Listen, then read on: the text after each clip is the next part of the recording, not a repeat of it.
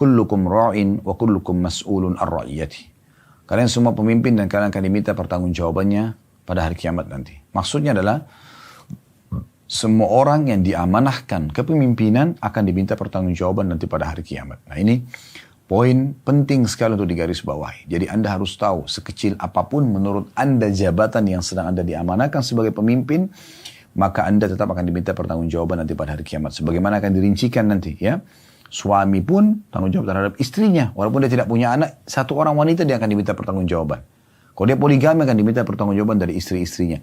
Kalau dia punya anak, pertanggungjawaban dari anak-anaknya. Ini lingkup pertanggungjawaban yang kecil sebenarnya. Tapi maksudnya individunya tidak banyak. Kalau dia cuma sama istrinya saja berarti cuma satu orang yang dia tanggung jawab. Tapi ini kan tetap pertanggungjawaban. Istri pun bertanggung jawab terhadap rumah suaminya. Ya. Jadi isi rumahnya, anak-anaknya yang akan kita rincikan insya Allah. Begitu juga dengan pembantu, ya tanggung jawab terhadap harta majikannya. Nah ini semua lingkupnya dari yang kecil sampai yang besar. Seorang pemimpin negara pun akan diminta pertanggungjawaban yang sangat banyak nanti pada hari kiamat. Oleh karena itu hati-hati teman-teman sekalian.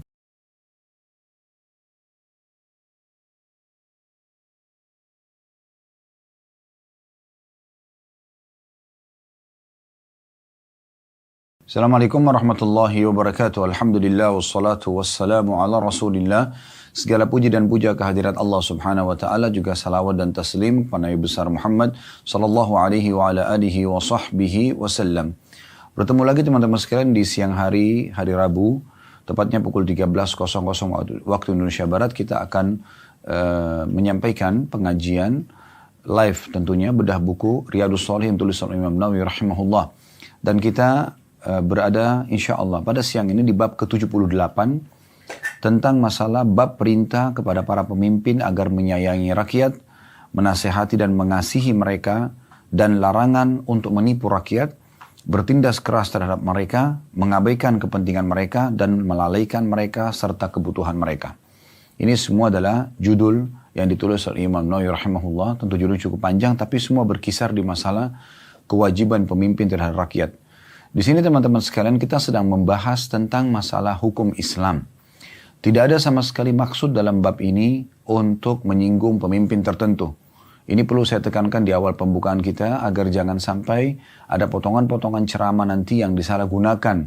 Tanda kutip di sini tentunya. Karena bahasan kitab Riyadhus Shalihin berlanjut dari bab 1 sampai bab terakhir insya Allah dari kitab ini.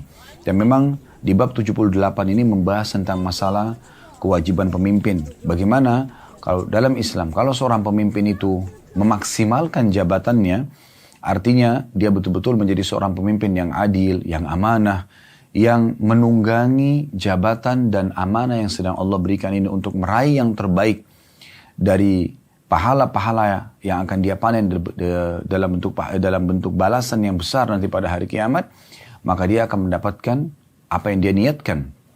Karena dengan satu tanda tangan, sebuah proyek masjid, jalan, sekolah, rumah sakit, fasilitas yang akan digunakan oleh banyak orang yang merupakan itu adalah amal jariah.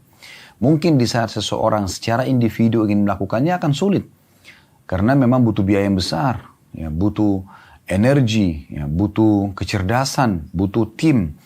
Tapi kalau seorang pemimpin, maka dia pasti sudah punya orang-orang yang di sekitarnya, para menteri misalnya kalau presiden atau raja misalnya, didampingi oleh para penasehat-penasehat, ya, perdana menteri, menteri sendiri, ya. Kemudian juga mungkin sampai jajaran ke bawahnya, ya.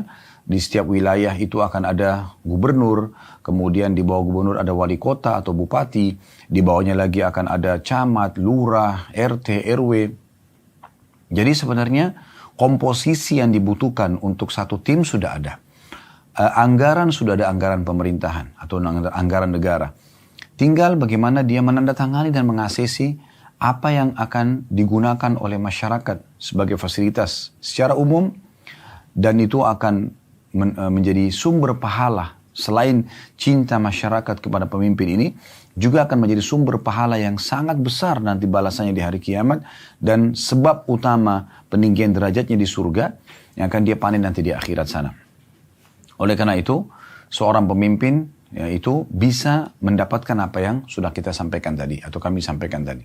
Atau sebaliknya, mungkin dia hanya menipu rakyatnya, menyampaikan janji-janji palsu misalnya, atau apa saja yang di bawah naungan amanah yang sedang dipikukan di pundaknya, dia menyalahgunakannya, tanda tangan yang salah, atau mungkin dia bahkan mendukung kemaksiatan kepada Allah Subhanahu wa taala di sana sini, sehingga akhirnya makin banyak masyarakat yang rusak dan jauh dari tatanan agama, misalnya minuman keras, narkotika, perzinahan, perjudian dan seterusnya, maka akan secara otomatis ya menjauhkan dia dari masyarakatnya, penilaian orang akan tidak baik, dan juga dia akan dapat panen dosa yang sangat berat yang akan membawanya ke dalam siksaan api neraka nanti di hari kiamat. Oleh karena itu teman-teman sekalian, bagi orang yang sedang diamanahkan amanah ya kepemimpinan ini, apapun sifatnya, di negara manapun, gitu kan, di waktu dan di masa kapanpun, hukum Islam akan berlaku sama. Kapan dia berlaku adil dan memaksimalkan jabatannya untuk meraih yang terbaik dari hati masyarakatnya dan balasan yang besar dari Allah pada hari kiamat nanti, maka dia akan dapatkan. Dia menipu masyarakatnya, dia akan terjauhkan dari masyarakatnya dan dibenci, serta juga di akhirat dia akan dapat ancaman yang berat. Oleh karena itu, kita akan bahas insya Allah beberapa bab ke depannya, bab 78, bab 79, seingat saya sampai bab terakhir dalam bab ini, yaitu bab ke-83, masih berhubungan dengan masalah kepemimpinan yang dibahas. Ya, sampai bab 83, yaitu bab larangan menyerahkan kepemimpinan atau jabatan hakim dalam bentuk kewenangan lainnya kepada seseorang yang memintanya atau berambisi kepadanya sehingga dia menawarkan diri untuk memikulnya. Itu bab terakhir nanti di masalah kepemimpinan ini, bab ke-83. Jadi dari mulai bab 78 sampai 83 ini, di 78, 79, 80, 81, 82, 83, 6 bab semuanya berbicara tentang masalah kepemimpinan. Baik, kita akan mulai teman-teman sekalian tentang bab ini. Bab 78, saya ulangi lagi, bab perintah kepada para pemimpin agar menyayangi rakyat, menasihati dan mengasihi mereka, dan larangan untuk menipu rakyat, bertindak keras terhadap mereka, mengabaikan kepentingan mereka dan melalaikan mereka serta kebutuhan mereka. Beranjak daripada firman Allah Subhanahu wa taala, yang dalil pertama yang diangkat oleh Imam Nawawi rahimahullah, surah Asy-Syu'ara ayat 215. Allah Subhanahu wa taala mengingatkan Nabi Muhammad sallallahu alaihi wasallam yang dinobatkan menjadi nabi terakhir dan pemimpin anak Adam seluruhnya, manusia tidak terkecuali. Di dunia beliau adalah nabi yang paling banyak pengikutnya dan satu-satunya nabi yang diutus untuk seluruh alam semesta. Wa ma arsalnaka illa rahmatan lil alamin, kata Allah Subhanahu wa taala. Kami enggak utus engkau Muhammad kecuali untuk petunjuk dan rahmat bagi seluruh alam semesta. Dan sementara nabi-nabi yang lain sebelum beliau sallallahu alaihi wasallam diutus khusus untuk kaumnya, sebagaimana dalam sabda beliau sallallahu alaihi wasallam, sungguhnya nabi-nabi sebelumku diutus untuk kaumnya dan aku diutus untuk seluruh alam semesta. Jadi Nabi SAW sebagai nabi dan sekaligus juga sebagai pemimpin umat Islam atau raja pertama bagi umat Islam, ya, dan didirikan kerajaan pertama di kota Madinah di masa kehidupan beliau 10 tahun terakhir di fase Madinah. Allah Subhanahu wa taala mengingatkan beliau sebagai pemimpin, sebagai nabi, sebagai suri tauladan dalam surah Asy-Syu'ara ayat 215, dan harusnya setiap pemimpin muslim memahami apa yang telah Allah maksudkan dalam ayat ini. Bunyinya, "Wakhfid janahaka limanittaba'aka minal mu'minin." Dan rendahkan dirimu terhadap orang-orang beriman yang mengikutimu. Makna merendahkan di sini bukan menghinakan diri, tetapi bagaimana dia merendah dan berbaur. Bahasa agama kita tawadhu. Dia tidak menyombongkan diri dengan kedudukan dan jabatannya, tapi dia berbaur dengan masyarakat. Seorang pemimpin yang berbaur dengan masyarakatnya dan terlihat selalu hadir dalam kehidupan mereka, memenuhi kebutuhan-kebutuhan mereka, ya, tidak pernah gaib atau alpa di kondisi dan keadaan yang sedang diharapkan ada pemimpin hadir di sana. Dan itu telah dicontohkan oleh Nabi SAW. Salat 5 waktu aja beliau mengimami muslimin di kota Madinah. Kecuali beliau sedang safar atau beliau sedang sakit keras di akhir hidupnya SAW, baru beliau tidak memimpin salat. Tapi selain itu beliau selalu hadir. Artinya semua masyarakat muslim atau masyarakat setempat bisa bertemu dengan Nabi SAW setiap hari 5 kali waktu salat. Belum lagi beliau keliling di kota Madinah, mengunjungi para sahabat, mengunjungi pasar-pasar, ya, menjenguk orang yang sakit, ya, membentuk dan menginstruksikan pasukan yang akan keluar membela kota Madinah pada saat itu. Jadi beliau hadir dalam kehidupan masyarakatnya. Dan ini yang dimaksud dengan merendahkan diri kepada para pengikut, maksudnya adalah bagaimana berbaur dengan mereka.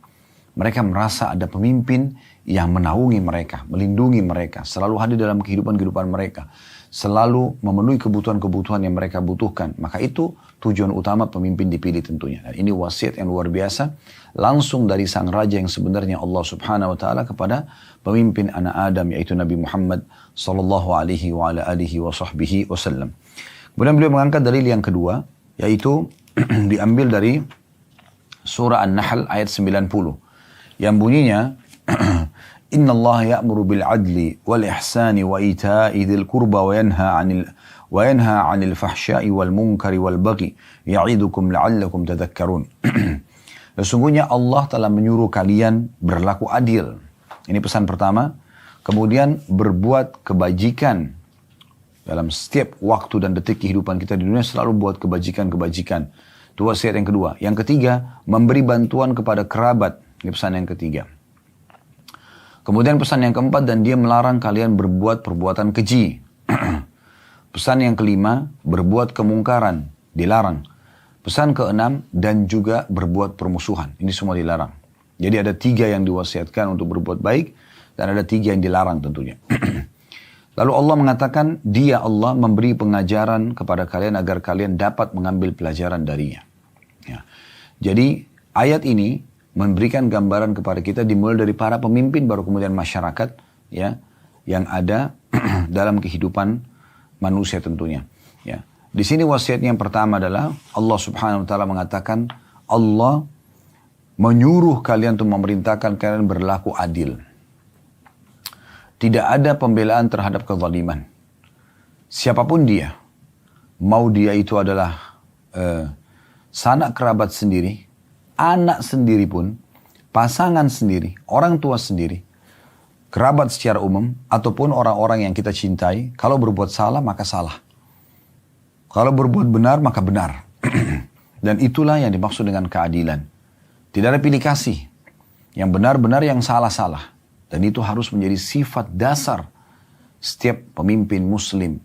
Mereka berlaku adil. Makanya pernah terjadi ada seorang wanita dari suku Makhzumiyah. Dan ini kita pelajari di bab yang kemarin ya. 2 hadis terakhir, hadis nomor 656. Ada seorang wanita dari Makhzumiyah. Suku Makhzumiyah ini suku terkenal di Mekah. Salah satu pecahan Quraisy, di mana mereka punya tradisi di Mekah, kalau ada orang yang terkenal, atau kalau kita bahasakan mungkin pejabat ya, mencuri, ya, kalau kita sekarang mungkin korupsi, ya, KKN lah ya, mereka dibebaskan. Mereka tidak dikenakan hukum.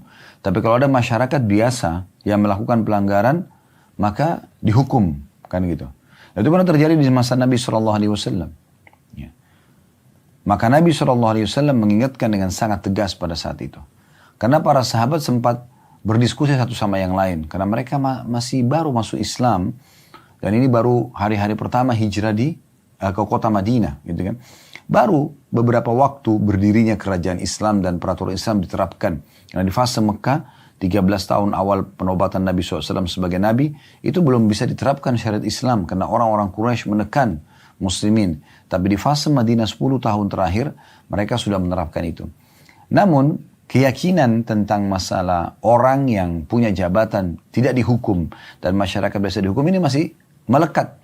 Maka sebagian sahabat mengatakan, ada nggak yang bisa melobi Nabi SAW supaya Nabi bisa tidak memberikan hukuman kepada wanita suku Makhzumiyah ini. Dikenal dengan Imra'atul Makhzumiyah. Ya. Di sini di riwayat tidak disebutkan namanya, tapi dikatakan seorang wanita dari suku Makhzumi. Mungkin karena dia adalah orang terhormat, maka seperti masa jahiliyah tidak kena hukum potong tangan pada saat itu. Maka mereka melobi mencari siapa kira-kira di antara sahabat yang paling pantas untuk ngomong atau menyampaikan ini kepada Nabi SAW. Mereka temukan ya, Usama bin Zaid radhiyallahu anhumah. Ya, karena dia dikenal sebagai kekasih Nabi SAW. Ayahnya Zaid bin Haritha, anak angkat Nabi SAW dan kekasih Nabi. Usama dikenal dengan anak kekasih Nabi. Dan dia juga kekasih Nabi SAW. Nabi SAW sangat mencintai Usama. Maka Usama pun akhirnya masuk dan melobi Nabi SAW agar memberikan pembebasan hukum terhadap wanita suku Makhzumiyah ini. Maka Nabi SAW pada saat itu marah kepada Usama sambil mengatakan, "Atashfa'u fi haddin min hududillahi ta'ala?" Apakah kau berani, hai Usama, memberikan penolongan, syafaat, ya, perlindungan pada orang yang kena hukuman dari hukuman-hukuman Allah? Maka beliau SAW kemudian berdiri lalu langsung berkhutbah di hadapan orang-orang pada saat itu sambil mengatakan, "Innama ahlaka man qablakum." Sesungguhnya orang-orang yang sebelum kalian telah dibinasakan oleh Allah, annahum kanu idza saraka fihimus syarifu tarakuh. Karena kalau orang yang terhormat di antara mereka mencuri dibiarkan. Wa idza saraka fihimud dha'ifu aqamu 'alaihi al-hadd. Namun kalau orang yang susah, orang miskin yang mencuri di tengah-tengah mereka, mereka hukum. Wa'aimullah law anna Fatimah binta Muhammadin sarakat laqata'tu yadaha. Ya.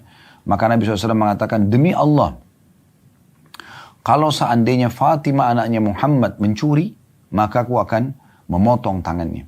Sebagian ulama hadis mengatakan Nabi SAW memberikan perumpamaan anaknya Fatimah karena bisa saja dua kemungkinan. Yang pertama, karena memang wanita Makhzumiyah ini bernama Fatimah juga.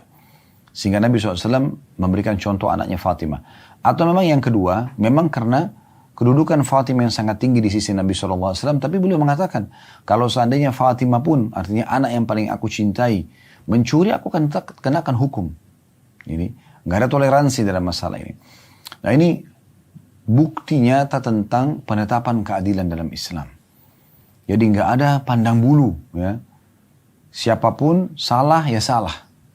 Dan ini saya pernah singgung dalam metode pendidikan anak dalam Islam. Bagaimana di dalam Islam sangat dianjurkan agar setiap anak yang melakukan pelanggaran dihukum. Dihukum, berikan hukuman. Agar mereka tahu akibat perbuatannya. Berapa banyak orang tua, anaknya sudah melakukan kesalahan yang fatal. Mungkin bahkan merusak citra dan nama baik orang tuanya secara nasional. Tapi dibiarkan. Dilindungi, sehingga akhirnya mempertaruhkan nama baik, mempertaruhkan keimanan, mempertaruhkan harga diri, demi itu membela anak tersebut. Akhirnya anak tersebut tidak dihukum dan mengulangi lagi perbuatannya berulang kali. Ini sudah menjadi fakta di lapangan. Kapan anak-anak itu melakukan satu perbuatan kriminal, mencuri kah, memukul kah, membunuh kah, ya, narkotika kah, apalah, ya, maka ini harus kena hukuman. Kalau tidak, pastikan kalau orang tuanya membela akan diulangi lagi perbuatan yang sama dan terus-menerus sampai akhirnya ya akan menjatuhkan dan merusak citra orang tuanya. Nah ini harus hati-hati. Tapi kapan kita berikan hukuman kepada perbuatan dia dan dia tahu akibatnya, dia tidak akan mengulanginya. Ini poin yang luar biasa. Saya bahkan sampai kepada kami banyak informasi tentang masalah seperti ini. Ada seorang anak karena dia pikir orang tuanya kaya, mampu, dia pulang malam-malam entah mungkin dalam kondisi mabuk, kemudian mobilnya jatuh ya di pinggir laut, ya, maka ditinggal begitu saja sama dia. Tinggal lapor orang tuanya yang uruskan besoknya, tanpa ada sedikit pun hardikan dan hukuman. Padahal perbuatan ini fatal sekali, gitu. Kenapa harus dibiarkan? Kenapa nggak diberikan hukuman? Biarkan dia yang bertanggung jawab, ya. Minimal dia harus mencari ya solusi agar mobil itu bisa diangkat kembali misalnya.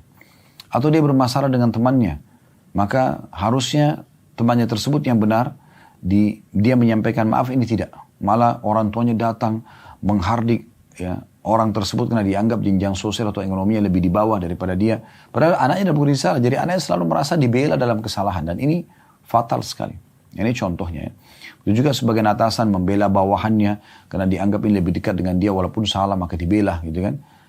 Mungkin karena ada penyalahgunaan dana, manipulasi data dan segala macam, atau mungkin karena si atasan juga mendapatkan manfaat dari situ yang dia rasakan, maka akhirnya dia membela yang salah dan dia membiarkan yang benar justru di PHK atau dikeluarkan dari perusahaan. Ini akan datang hukuman Allah Subhanahu Wa Taala. Cepat atau lambat Allah akan memberikan pertolongan pada orang yang terzalimi dan kezaliman pasti akan terbongkar. Sehebat apapun Anda mengemas ya Anda mengemas kezaliman Anda, tetap Allah Subhanahu wa taala akan membongkarnya. Jadi hati-hati. Ini pesan pertama. Pesan yang kedua, dan berbuat kebajikan. Apapun yang sifatnya baik, kebajikan ya. Dan subhanallah, agama Allah Subhanahu wa taala yang datang mengajarkan semua jenis kebajikan. Jujur, amanah, tanggung jawab, bakti sama orang tua, ya. Apa saja, ya. Jenguk orang sakit, membantu orang susah, ya. Banyak sekali kegiatan-kegiatan, semuanya kebajikan. Dan semua yang buruk-buruk, menipu, membohong misalnya, memukul, mencuri, menggibah, memfitnah, ya, menipu, semua ini tidak boleh. Dilarang dalam Islam. Berarti orang kalau mengikuti agama ini, dia akan jadi baik. Dan akan banyak kebajikan-kebajikan yang dia lakukan. Dia akan melakukan perbuatan-perbuatan baik, karena semua perbuatan baik tersebut diikuti dengan fadilah atau keutamaan. Jujur itu punya keutamaan, amanah punya keutamaan, bakti sama orang tuanya, bakti sama orang tua punya keutamaan, menjenguk orang sakit punya keutamaan, membantu orang miskin punya keutamaan. Dan semua perbuatan buruk akan dijauhi oleh dia. Karena semua ada ancamannya. Bohong itu ada ancamannya, menipu ada ancamannya, manipulasi data ada ancamannya, ya, kemudian menggibah, memfitnah, membunuh, memukul, semua itu ada ancamannya. Nah ini semua kebajikan. Jadi disuruh semuanya kebaikan yang kita lakukan. Pesan yang ketiga, memberikan bantuan kepada kerabat. Dan ini sekaligus kita katakan ini, jadi faedah pertama suruh adil, faedah kedua ya dari ayat adalah, atau pesan kedua adalah berbuat kebajikan, pesan ketiga adalah membantu kaum kerabat. Ya. Tentu di sini pesan yang kedua tadi, melakukan kebajikan masuk dalam umumnya, semua orang kita bantu, kita berbuat baik sama mereka. Tapi pesan yang ketiga ini lebih khusus lagi kepada sanak kerabat. Karena ada orang subhanallah, begitu Allah bukakan pintu rezeki, yang dia pertama lupakan adalah para kerabatnya. Saudaranya, pamannya, tantehnya, orang tuanya bahkan sendiri. Ada bahkan orang anak-anaknya dilupakan. Ya. Dia tidak peduli lagi dengan kebutuhan-kebutuhan dasar mereka. Padahal sebenarnya ini adalah kewajiban, bukan pilihan. Ya. Baik, kemudian pesan yang keempat, dan ini masuk dalam larangan, 3 larangannya, yaitu Allah melarang melakukan perbuatan keji. Perbuatan keji, perbuatan di sini lebih kepada zina, ya, kemudian semua perbuatan yang orang merasa terganggu secara umum, ya, mencuri dan seterusnya, ya. Buat kemungkaran, ini larangan yang kedua. Mungkar itu artinya semua yang dilarang dalam agama, masuk globalnya ya. Kalau keji lebih khusus gitu. Pesan yang ketiga, permusuhan. Ya, ini kita sayangkan sekali, kadang-kadang ada orang untuk naik jabatan, malah dia menggunakan manajemen konflik ya. Bagaimana dia mencari isu-isu untuk menjatuhkan rivalnya ya. Di pilkada, di pilpres, sayang sekali. Kenapa kita tidak menunjukkan kelebihan kita saja? Kita menunjukkan komitmen kita pada janji-janji yang kita sampaikan kepada masyarakat. Dan kita realisasikan supaya tidak akan ada tuntutan hari kiamat. Saudaraku seiman, sebagai seorang muslim menasihati muslim yang lain. Apalagi Anda yang diberikan amanah dan tanggung jawab. Kalau Anda memiliki permusuhan dengan satu orang saja. Maka sudah cukup orang itu bisa memanen pahala Anda seluruhnya pada hari kiamat. Tergantung kadar banyaknya kesalahan Anda lakukan pada dia. Anda tiap hari gosipin dia, tiap hari Anda gibah dia, fitnah dia, atau menipu dia, atau menzalimi dia, tidak memberikan haknya atau mengambil haknya. Misal contoh. Maka pastikan ini, teman-teman sekalian, pastikan ini semua ya akan menjadi penyebab masalah Anda pada hari kiamat. Sebagaimana sabda Nabi SAW, apakah kalian tahu siapa orang yang bangkrut? Kata para sahabat, ya Rasulullah, orang yang tidak ada dirham dan dinarnya. Bisnis lalu habis uangnya semua. Kata Nabi SAW, bukannya itu. Orang yang bangkrut adalah orang yang datang pada hari kiamat. Ya, orang yang datang pada hari kiamat tidak ya, membawa pahala sholat, pahala puasa, pahala haji, pahala sedekah. Tapi dari sisi lain, pernah memukul orang yang ini, pernah mengambil haknya orang yang itu, ya, pernah menzalimi orang yang ini.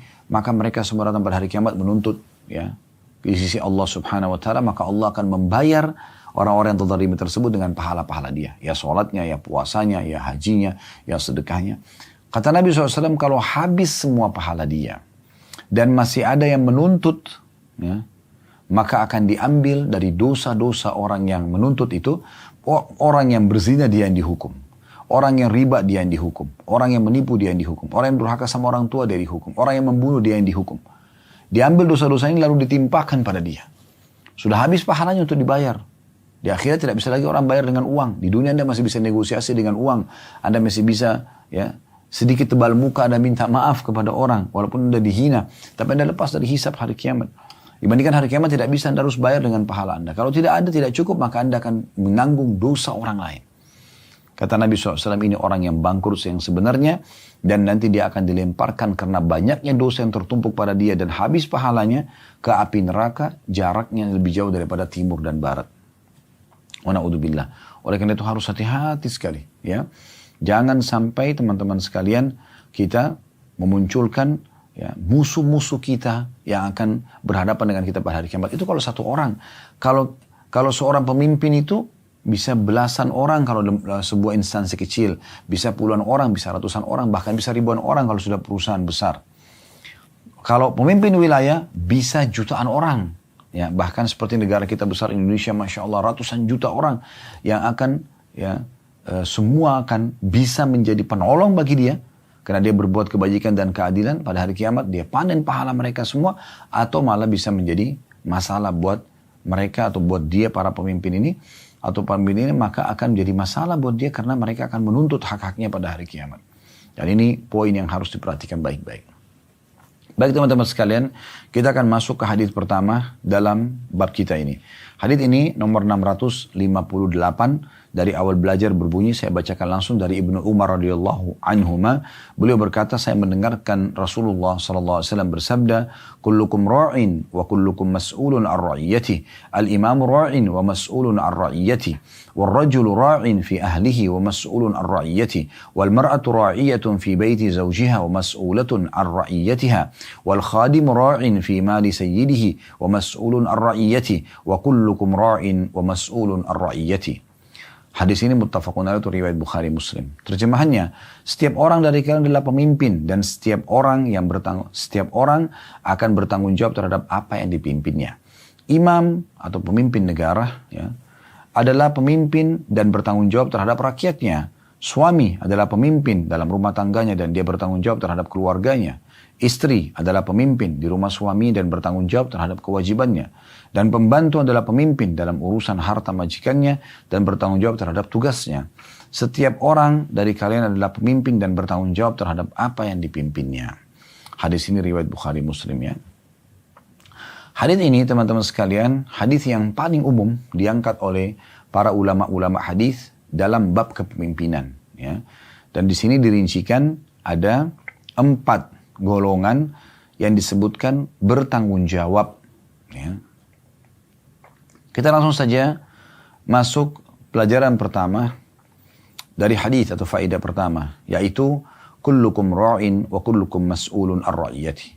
Kalian semua pemimpin dan kalian akan diminta pertanggungjawabannya pada hari kiamat nanti. Maksudnya adalah semua orang yang diamanahkan kepemimpinan akan diminta pertanggungjawaban nanti pada hari kiamat. Nah ini poin penting sekali untuk digarisbawahi. Jadi Anda harus tahu sekecil apapun menurut Anda jabatan yang sedang Anda diamanahkan sebagai pemimpin, maka Anda tetap akan diminta pertanggungjawaban nanti pada hari kiamat. Sebagaimana akan dirincikan nanti ya.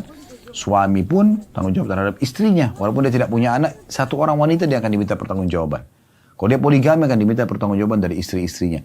Kalau dia punya anak, pertanggungjawaban dari anak-anaknya. Ini lingkup pertanggungjawaban yang kecil sebenarnya. Tapi maksudnya individunya tidak banyak. Kalau dia cuma sama istrinya saja berarti cuma satu orang yang bertanggung jawab. Tapi ini kan tetap pertanggungjawaban. Istri pun bertanggung jawab terhadap rumah suaminya, ya. Jadi isi rumahnya, anak-anaknya nanti akan kita rincikan insya Allah. Begitu juga dengan pembantu, ya, tanggung jawab terhadap harta majikannya. Nah ini semua lingkupnya dari yang kecil sampai yang besar. Seorang pemimpin negara pun akan diminta pertanggungjawaban yang sangat banyak nanti pada hari kiamat. Oleh karena itu, hati-hati teman-teman sekalian. Para salafus salih berusaha menghindari kepemimpinan yang besar semampu mungkin. Tentu bukan tidak boleh ya. Karena kalau dia sebagaimana tadi kami sampaikan di pembukaan, memaksimalkan jabatannya, maka dia akan dapat pahala. Sangat melimpah. Ya. Dia akan panen pahala seluruh masyarakatnya. Keputusan-keputusannya, apalagi kalau keputusan yang sangat bijaksana, kemudian dinukil oleh orang-orang generasi yang datang setelahnya dan dijadikan sebagai contoh seperti kepemimpinan Nabi SAW, kepemimpinan Abu Bakar, Umar, Uthman, Ali, ya banyak pemimpin kaum muslimin yang bisa jadi contoh. Maka kalau ada keputusan yang dijadikan sebagai contoh, bahkan menjadi artikel, jadi buku, ya, jadi rujukan di kampus-kampus sekarang pada saat orang menulis tentang kepemimpinan, maka dan bisa diterapkan dalam kehidupan masyarakat turun-temurun, maka akan jadi pahala yang luar biasa. Atau sebaliknya, akan menjadi permasalahan berat bagi dia. Kapan dia tidak peduli. Yang penting bagi dia jabatan, yang penting dia sudah terdaftar sebagai pemimpin negara tersebut atau wilayah tersebut, dan akan dikenang sepanjang masa, kalau selama kehidupan dunia ya, bahwa saya dia pemimpin, di akhirat pun akan dikenang, tapi masalahnya akan ada pertanggungjawabannya. Di dunia tidak ada pertanggungjawaban. Makanya seorang sahabat mengatakan, sesungguhnya hari ini di dunia, ya amal, bila hisab. Boleh orang berbuat tapi belum ada hisabnya. Tapi gadan, nanti di akhirat besok, ya hisabun bila amal, akan ada pertanggungjawaban dan tidak bisa lagi kita berbuat apa-apa dari amalan. Maka ini penting, ini pelajaran pertama. Pelajaran kedua dari hadis, ya faedah kedua yang bisa kita ambil adalah mulai dari al-imamu ra'in wa mas'ulun ar-ra'iyati, bahwasanya seorang pemimpin negara itu adalah bertanggung jawab terhadap masyarakatnya. Ini luar biasa. Ini bisa menjadi sumber pahala yang maksimal sebagaimana saya bahasakan tadi, atau bahkan bisa menjadi permasalahan yang berat bagi dia pada hari kiamat. Ya, ala baiknya para pemimpin itu pada saat pertama mereka dinobatkan, lakukan apa yang dilakukan oleh para salafus saleh. Mereka naik berpidato lalu menyampaikan, ini adalah amanah yang telah dipikulkan kepada saya. Semoga ya saja saya bisa menjalankan tanggung jawab ini, sebagaimana Abu Bakar mengatakan, kalau saya benar dukunglah, kalau saya salah ingatkanlah. Dan ini turun-temurun dibahasakan oleh para raja-raja muslim, ya, sampai ini pun diucapkan mirip oleh Umar bin Abdul Aziz rahimahullah. Jadi banyak di antara para imam-imam pemimpin itu memang menyampaikan ini di awal, dan di tengah-tengah kepemimpinan mereka jalankan, realisasikan janji-janji mereka angkat semua kezaliman, mereka sebarluaskan keadilan, mereka berikan hak-hak dan kewajiban, akhirnya mereka meraih cinta dan kasih sayang masyarakatnya, dan juga mereka akan panen pahala yang sangat besar pada hari kiamat nanti, yang mungkin tidak bisa dijangkau kalau orang secara individual. Ya, ini harus menjadi seorang pemimpin dulu. Nah, ini penting untuk digarisbawahi tentunya ya. Namun, kapan dia salah dalam melangkah, dia hanya janji palsu saja, dia hanya sekedar menipu masyarakatnya, nanti akan ada beberapa hadis yang kita akan bahas ke depannya, maka ini akan terharamkan dari surga, terharamkan dari cinta masyarakatnya, dan juga terharamkan dari surga pada hari kiamat, tempat abadi yang menjadi target setiap orang-orang beriman. Baik, kemudian selanjutnya, pesan atau faedah yang ketiga dari hadis adalah warrajulu ra'in fi ahlihi wa mas'ulun ar-ra'iyati. Dan seorang laki-laki akan diminta pertanggungjawaban terhadap istrinya, ya. Dan bisa masuk di sini keluarga, ya, istri dan anak. Dan dia akan diminta pertanggungjawaban pada hari kiamat. Ini juga poin yang perlu untuk digarisbawahi bagi setiap suami. Anda sebagai suami bertanggung jawab terhadap istri Anda. Kapan dia tidak sholat, tidak tutup aurat, ya, melakukan pelanggaran-pelanggaran agama, Anda diminta pertanggungjawabannya. Kecuali Anda sudah mengingatkan dan dia tidak mau mendengar, maka di saat itu kalau Anda bertahan dengan rumah tangga itu, Anda lepas tanggung jawab. Tapi kalau Anda lepaskan, maka selesai, gitu kan? Biarkan dia berumah tangga dengan orang lain, Anda bisa menikah dengan wanita salihah yang tentu mendukung Anda untuk kegiatan-kegiatan, ya, ibadah dan ketaatan kepada Allah SWT, yang nanti akan Anda bersama juga dengan dia di akhirat sebagaimana bersama di dunia. Nah, ini poin yang perlu untuk digarisbawahi tentunya, ya, penting sekali. Oleh karena itu setiap laki-laki harus tahu, dia bertanggung jawab, dia harus hati-hati sekali dalam memberikan instruksi dan keputusan di rumah tangga. Dan yang paling penting adalah bagaimana dia menyadari dia qawwamu 'alan nisa, dia adalah pemimpin kaum wanita. Jangan diserahkan kepemimpinan pada istri. Istri dilindungi, disayangi, ya, dipimpin, dididik, ya, diatur, itu benar. Jangan terbalik, jangan malah terbalik. Dia memberikan, menobatkan istrinya sebagai pemimpin sehingga semua keputusan di tangan istrinya. Ini nggak bisa. Dia bertolak belakang dengan fitrah dan perintah Sang Pencipta Allah Subhanahu Wa Taala. Rumah tangga tidak akan stabil kalau istri yang mengatur semuanya. Hanya istri suaminya menjadi seorang yang dipimpin. Jadi seakan-akan keluar dari fitrah dan kodratnya. Ini nggak bisa. Harusnya seorang suami memahami masalah ini. Dia lindungi, dia naungi, dia yang mengatur, dia mengambil keputusan. Yang penting dia berlaku adil, ya. Dia benar-benar dalam keputusan tersebut. Begitu juga dan memberikan hak karena akan diminta pertanggungjawaban. Demikian juga, ya, tentunya sang istri harusnya bisa memberikan dukungan kepada suami. Bagaimana pendapat kamu? Pendapat saya begini, tapi terserah, gitu. Karena pemimpin adalah Anda. Nah, begitu. Itu yang benar. Tapi kalau Anda cemberut sebagai istri, Anda malah tidak mau memberikan peluang kepada suami justru untuk mengambil keputusan, maka di saat itu Anda juga akan bertanggung jawab nanti. Ya. Allah akan tanyakan, kenapa melampaui batas yang sudah saya tentukan? Allah tidak mengangkat istri sebagai pemimpin di rumah tangga, tapi pemimpin adalah sang suami. Nah, ini perlu digarisbawahi. Jadi bagaimana dia harus melindungi, dia harus mendidik, dia harus mengamankan, ya, memberikan keamanan kepada istri dan anak-anaknya. Pesan yang keempat adalah khusus bagi para istri. Wal mar'atu ra'iyatun fi baiti zawjiha wa mas'ulatun ar ra'iyatiha. Dan istri juga bertanggung jawab terhadap rumah suaminya dan dia bertanggung jawab dan akan diminta pertanggungjawabannya pada hari kiamat. Yang dimaksud di sini adalah bertanggung jawab terhadap, ya, rumah suaminya. Apapun yang suami sudah siapkan di rumah, maaf saya bahasakan dengan kecil, sendok, garpu, piring, gelas, ini semua amanah. Amanah ukhti muslimah. Hati-hati. Ya. Pakaian yang sudah suami siapkan, lemari, ranjang, dijaga, dirawat. Itu tugas Anda. Jangan dianggap remeh masalah ini. Ya. Anda rawat itu karena Allah SWT perintahkan, Anda bertanggung jawab, Anda akan dapat pahala. Atau kalau tidak, Anda akan dapat dosa. Berapa banyak istri yang ditanya oleh suaminya, mana ini saya? Oh nggak tahu, hilang. Loh kok bisa hilang? Nggak tahu. Akhirnya suami beli lagi. Ini semua ada pertanggung jawabannya, hati-hati. Ya, jadi ini bukan masalah pelit, bukan, tapi perintah Allah Subhanahu Wa Taala. Allah akan suruh itu. Jadi memang bagian daripada syariat adalah menata rapi rumah, merawat barang-barang dan perabot yang ada, ya, merawat pakaian dan segala macam hal lah yang membuat suami itu kalau masuk rumah merasa nyaman, tentram, karena memang terawat semuanya. Ada sebagian istri subhanallah yang Allah berikan taufik, semuanya barang-barang itu bahkan sudah belasan tahun mungkin terawat dengan rapi, bahkan ada yang puluhan tahun, bahkan sampai dia meninggal pun masih bisa dipakai oleh anak cucunya karena perawatan yang luar biasa. Ini semua pahala yang luar biasa didapatkan. Tapi ada sebagian istri tidak, baru beli hari ini besok sudah rusak. Dan yang disalahkan alatnya, memang alatnya nggak bagus padahal sudah beli mahal-mahal. Mungkin dianya yang salah, cuma daripada dia disalahkan maka lebih baik dia berdusta misalnya, ya. Mungkin dia yang salah colok, ya.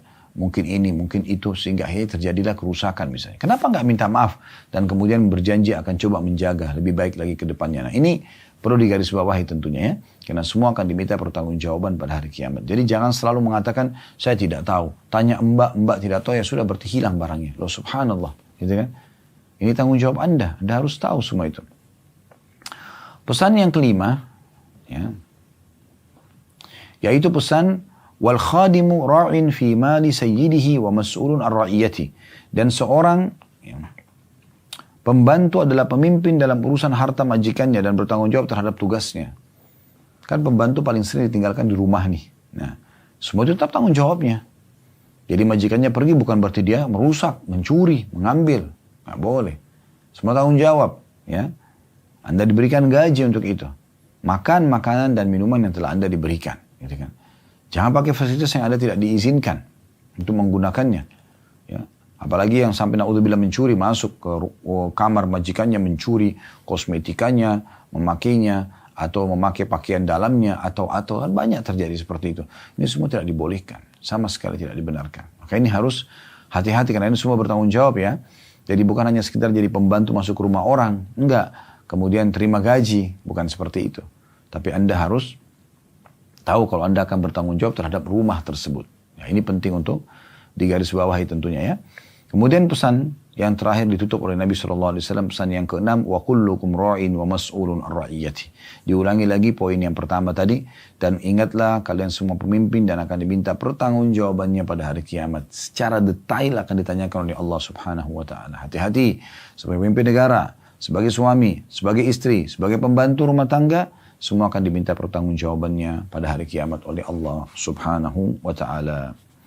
Baik, kita akan masuk hadis terakhir yang kita bahas pada kesempatan ini, yaitu hadis nomor 659, ya, 659. Atau kita coba lihat keadaannya, kalau memungkinkan kita akan lanjutkan insyaAllah sampai 663 karena ini mirip-mirip hadisnya, ya. Tapi kita coba bacakan dulu.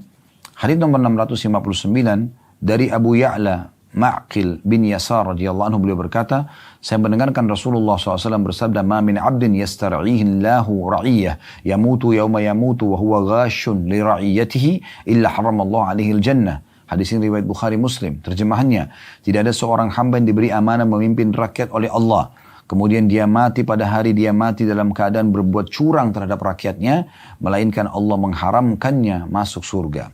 Dalam riwayat lain, falam yahutha binushihi lam yajid raihatal jannah.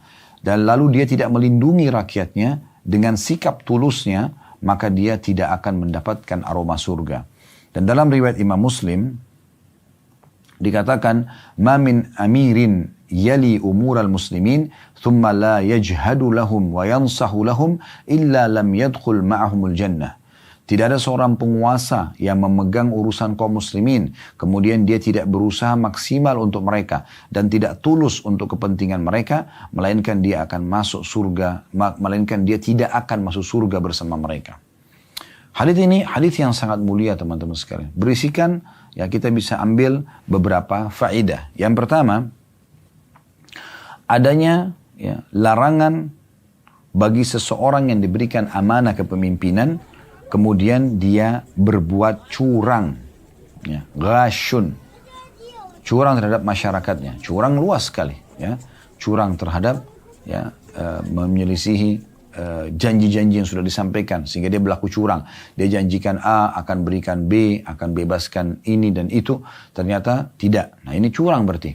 Atau dia mengambil yang bukan haknya karena dia mengundurkan jabatannya, ya, maka ini berarti juga curang, ya. Ini semua curang. Ini adanya ancaman dia tidak akan mencium bau surga. Ini poin penting ini. Ini faedah pertama dari hadis. Jadi ancaman bagi orang yang menipu masyarakatnya, ya, maka akan diharamkan dari surga. Faedah yang kedua dari hadis adalah di sini ada bahasa thumma lam yajhad lahum wa yansah lahum. Adanya anjuran agar melindungi rakyat. Ya. Kalau dia tidak melindungi kena ancaman nih, ya, sama ancamannya tidak akan masuk surga. Ini faedah yang kedua, adanya perintah untuk melindungi masyarakat, rakyat, keamanan mereka. Ya. Dan ini penting sekali untuk diperhatikan, keamanan individual di rumahnya, di tempat kerjanya, dan juga keamanan secara umum negara dari serangan-serangan musuh. Kemudian yang ketiga adalah dikatakan wa yansah lahum, dan ya, melindungi masyarakat itu dengan sikap tulus. Atau yansah lahum ini memberikan nasihat dan masukan-masukan yang baik, ya, positif, meningkatkan skill mereka masyarakat itu. Ada sebagian pemimpin subhanallah kita lihat mereka sudah dikasih jabatan 5 tahun, 10 tahun. Tidak ada perubahan yang terjadi. Apa yang mereka lakukan dalam masa-masa ini? Padahal masa 5 tahun bukan waktu yang sedikit. Kenapa tidak digunakan justru untuk ya meraih yang terbaik? Apa yang dia bisa berikan buat negaranya, buat masyarakatnya, buat agamanya. Dan nanti dia juga panen dalam bentuk pahala hari kiamat. Mana Anda dari anggaran untuk jalanan, untuk jembatan, untuk sumur, untuk sekolah-sekolah, untuk rumah sakit, memakmurkan masyarakat, menentaskan, menghilangkan kemiskinan, ya, meningkatkan ya, SDM, skill yang ada di masyarakat supaya negaranya menjadi negara yang maju, ya, teknologinya, pendidikannya, ekonominya, militernya, semuanya. Sebagaimana banyak negara-negara yang maju melakukan perbuatan-perbuatan tersebut. Kenapa tidak semua negara-negara terutama pemimpin muslim untuk melakukan perbuatan tersebut? Ini luar biasa kesempatan emas Anda lakukan, gitu kan? Ya, dan jangan sebaliknya, Anda akhirnya selesai dari jabatan, Anda tinggal tunggu tuh, ya. Tinggal tunggu Anda meninggal dalam kondisi penyakit kronis, Anda akan dituntut dengan doa-doa orang-orang yang terzalimi. Di hari kiamat Anda akan tunggu, akan ada tuntutan-tuntutan, wajah-wajah orang yang sudah Anda zalimi akan datang pada hari kiamat dan akan menuntut Anda, menghabiskan semua pahala kebaikan Anda. Ini resikonya berat sekali. Oleh karena itu, dikatakan sini, pemimpin yang menipu masyarakatnya, pemimpin yang tidak melindungi, pemimpin yang tidak tulus dalam menjalankan tugasnya atau memberikan masukan atau memberikan yang terbaik bagi masyarakatnya, maka mereka akan terharamkan dari aroma surga, apalagi masuk surga. Artinya masuk ke neraka maknanya, gitu kan? Ya, itu berat pada hari kiamat. Kalau orang-orang muslim walaupun dalam hatinya ada seperti biji sawi dari keimanan, tentu saja dia tidak akan mungkin mau ya terjerumus dalam ancaman ini. Baik, kita coba lanjutkan sampai menyelesaikan hadis bab ini karena saya melihat mirip-mirip hadisnya. Mohon maaf tadi saya sempat bahasakan mungkin hadis 659 terakhir, tapi saya lihat sampai hadis 663 ini agak mirip, jadi kita selesaikan satu bab ya, bab 78 pada kesempatan ini.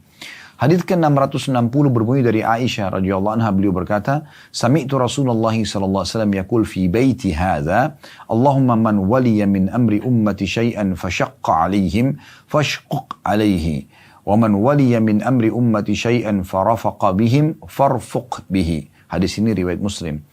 Kata Ummul Mukminin Aisyah radhiyallahu anha, saya mendengarkan langsung Rasulullah sallallahu alaihi wasallam berdoa di rumahku ini. Artinya beliau berikan kesaksian kalau dia dengar langsung dan di rumah ini sebagai saksinya. Ya Allah, siapapun yang memegang sebagian dari urusan umatku, mesti jadi pemimpin mereka. Lalu ia memberatkan mereka, maka beratkanlah ia. Dan siapa yang memegang sebagian dari urusan umatku, lalu dia bersikap lemah lembut kepada mereka, maka perlakukanlah dia dengan lemah lembut. Hadits ini, hadits nomor 660 memberikan pelajaran yang banyak sekali kepada kita. Ya. Khususnya nasihat ini kepada para pemimpin. Tidak usah lihat kami yang membahasakannya, tapi lihat pesan dari Nabi Muhammad SAW kepada anda, wahai para pemimpin muslim. Nabi SAW mendoakan doa yang luar biasa. Kita langsung ambil dua faedah dari hadis. Potongan pertama hadis adalah doa kebaikan, doa keburukan ya, dan ancaman bagi orang yang menyusahkan muslimin.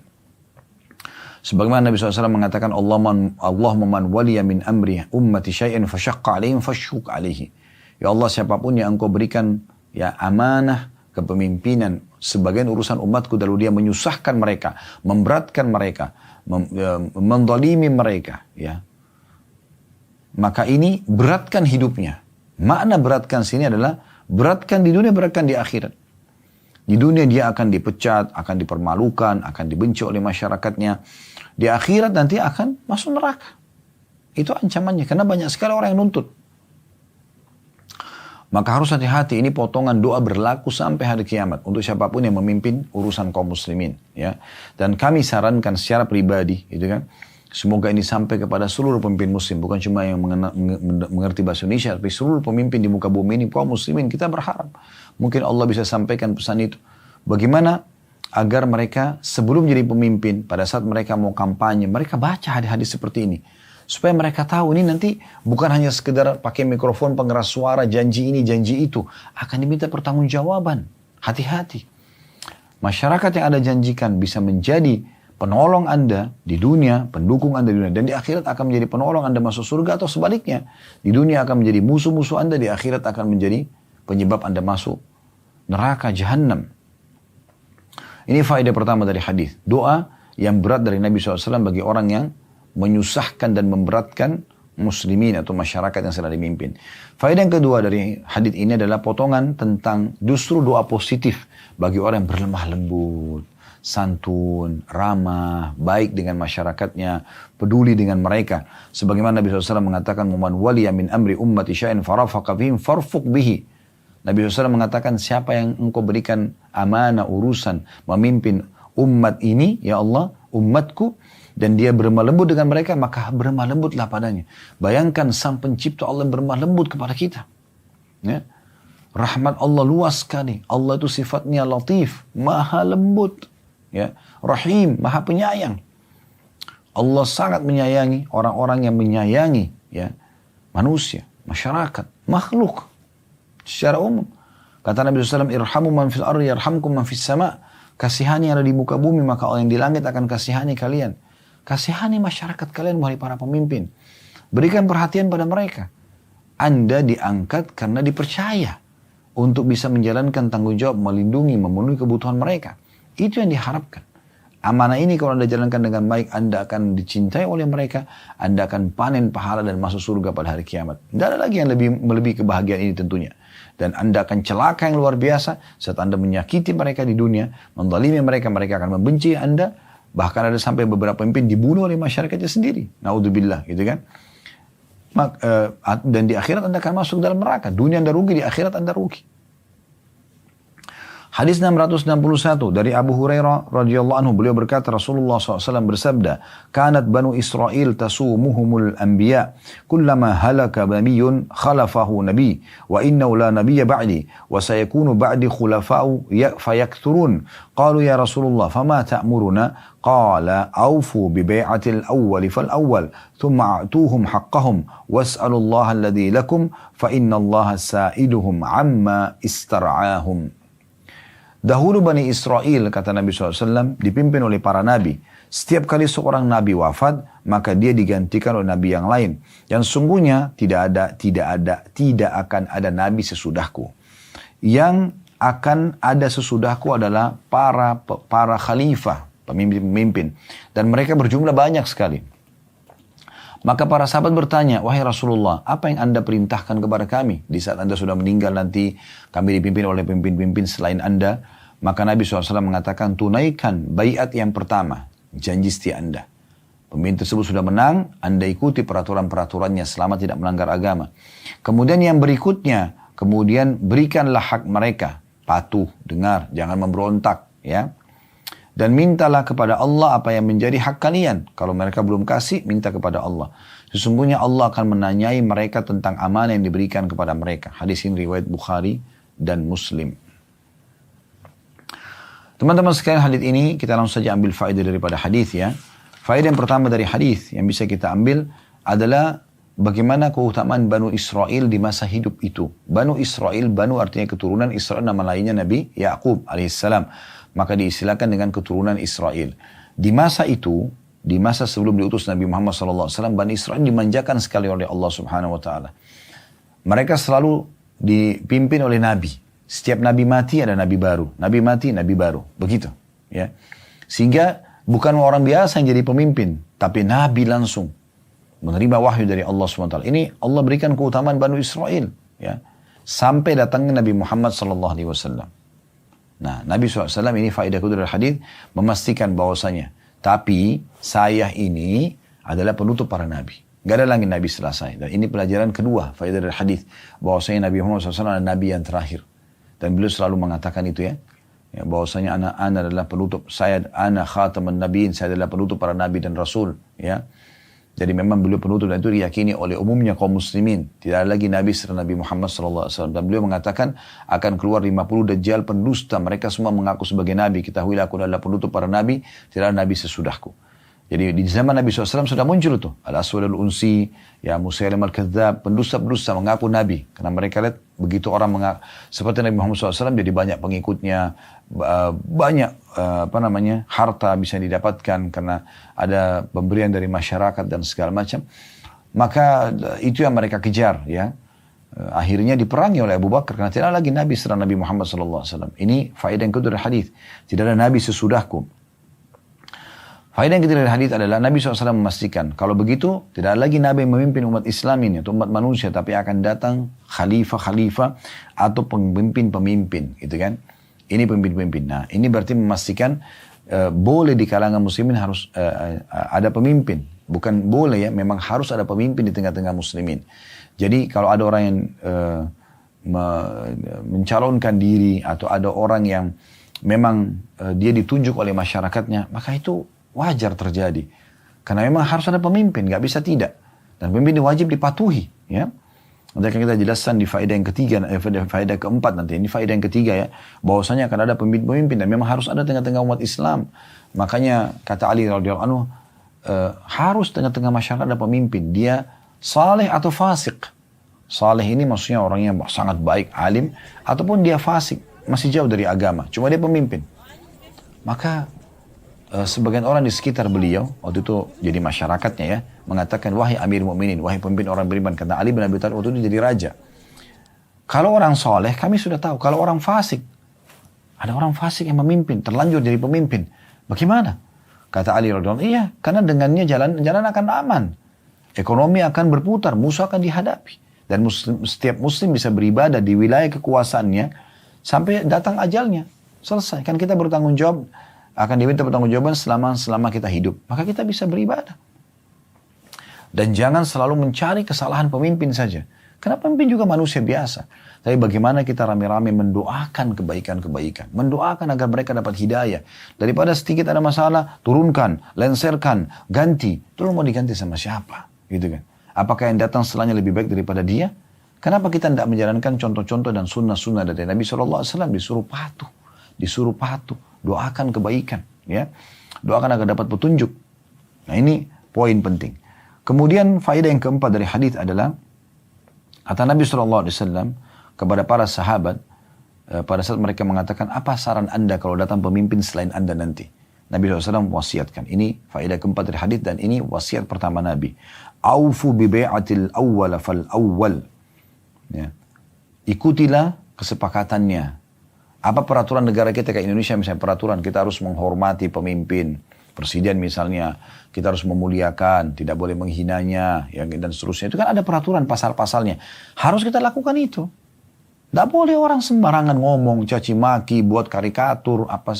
Nggak boleh ini, saudaraku seiman. Islam tidak membolehkan itu. Allah sudah memilih diri pemimpin. Kata Nabi SAW, siapa yang menghormati pemimpinnya, Allah akan hormati dia. Siapa yang menghina pemimpinnya, Allah akan hinakan dia. Allah sudah pilih dia sebagai pemimpin. Dukung dia dalam hal-hal yang tidak bau pelanggaran agama. Gitu kan? Positif kita dukung. Kemudian kalau ada hal yang melanggar agama, kita tidak patuhi dalam hal itu saja. Gitu kan? Ini poin. Karena kata Nabi SAW, la ta'ata li makhlukin fi ma'siyat khaliq. Tidak ada ketaatan pada makhluk yang bermaksiat kepada Sang Pencipta. Tapi kita wajib mentaati. Kita ikut sepakat tersebut. Wasiat kedua, thumma atuhum haqqahum. Berikan haknya mereka. Pemimpin dimuliakan, dipatuhi, berikan haknya itu. Ya. Kalau ada hak-hak kalian yang belum kalian terima, kata Nabi SAW, was'alullaha alladhi lakum. Apa yang merupakan hak kalian, minta sama Allah. Ya Allah, mudahkan agar pemimpin memberikan hak saya. Begitu. Kalau anda bisa sampaikan langsung pesan anda kepada pemimpin tersebut, silakan. Kalau anda tidak bisa, bagaimana? Minta kepada Sang Pencipta Allah. Nah itu poin. Karena Allah subhanahu wa ta'ala akan meminta pertanggungjawaban mereka nanti pada hari kiamat nanti.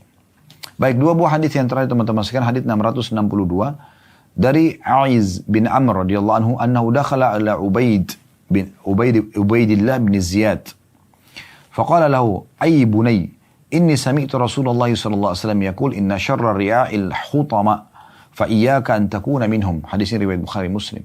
Bahwasanya beliau pernah menghadap Ubaidillah bin Ziyad. Maka beliau mengingatkan, sahabat ini mengingatkan seorang pemimpin pada saat itu. Wahai putraku, sungguhnya aku mendengar Rasulullah SAW bersabda, sejelek-jelek pemimpin adalah yang keras dan kejam. Maka jangan sampai kamu termasuk dalam golongan mereka. Dari hadis ini kita ambil dua faedah. Faedah yang pertama adalah pentingnya seorang alim yang punya ilmu agama, yang punya hafalan dari wasiat-wasiat Nabi SAW untuk menyampaikan dengan cara yang baik dan santun kepada para pemimpin. Berikan nasihat kepada mereka. Jangan justru menggerakkan orang untuk membenci pemimpin. Tidak, tapi bagaimana kita memberikan nasihat, memberikan masukan. Dakwah, ada namanya dakwah fardi secara individual. Ya. Jadi ini yang penting, dakwah fardi ini harus datang. Ada sebagian orang memang harus datang, duduk ngobrol empat mata, baru mereka bisa terima masukan. Nah itu biasanya pemimpin.